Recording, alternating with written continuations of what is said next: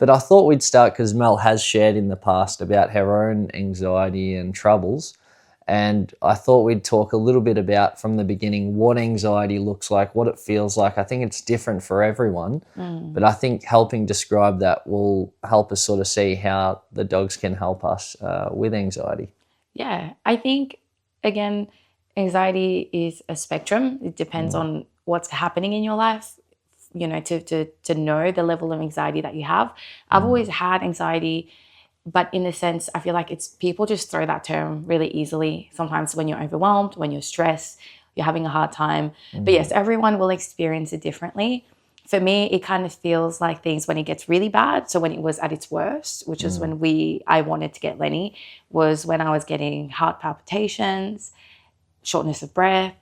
You're feeling like your mind is just out of control. You're overthinking, but it doesn't stop. And it stemmed from a lot of stuff that we went through as a couple.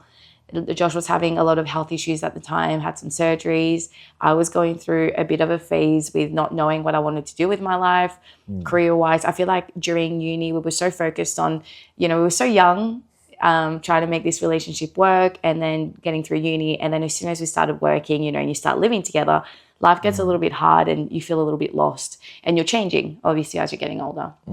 So we got to a phase where we moved into this really nice house together, but it kind of felt like we were dealing with a bit of the, how do you say, just the feelings that we had before we moved in together, and it became really overwhelming.